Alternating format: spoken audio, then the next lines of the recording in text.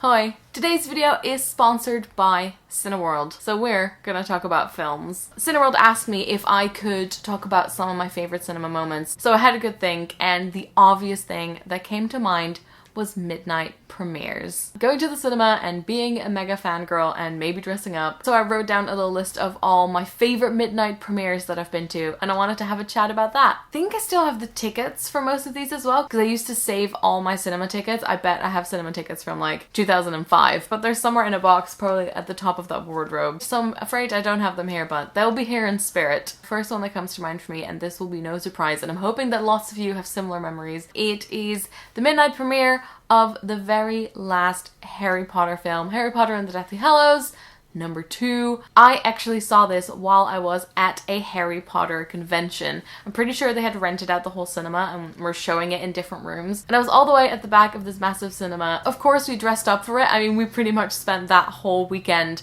being dressed up. It was in Florida, so you can't really wear your full Hogwarts robes, though some people did, and I salute them. I think I wore my Ravenclaw tie, my prefect pin, and then just like a sort of pared down Hogwarts costume. And I think the one image that really sticks in my mind from that particular experience was that right before the lights went off, everyone held up their wands, and it was just so nice. I could probably cry, like, if I think about it too much. And then if you remember the opening scenes of Deathly Hallows, you get to see lots of different characters standing, like, I guess, like on a tower in Hogwarts, and people started crying instantly when they saw the characters that they knew were going to die. It was a very intense, very special experience. I'm so glad I went to that. It's probably the most impressive one I'll ever go to. That was a good time. So I feel like I've been part of a couple of fandoms, and I feel like these midnight releases fit in with that. So the next one is New Moon in the Twilight series. If you've been following me since 2008, you might know that I started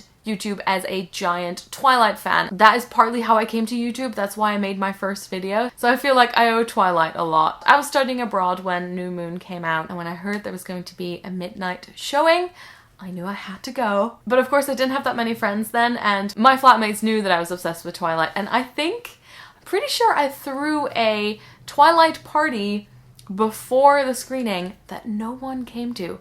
I made Twilight themed brownies and no one showed up. But I managed to drag my flatmate Christina to the midnight showing. I'm sure I had an absolute blast, and I know for a fact that I went to see it with Marion as well. I probably saw that film in the cinema like 5 or 6 times, but then when I traveled to Indiana to go visit Marion, we saw it again. And my favorite memory from that particular showing that I went to see with Marion is the moment that Jacob takes off his shirt.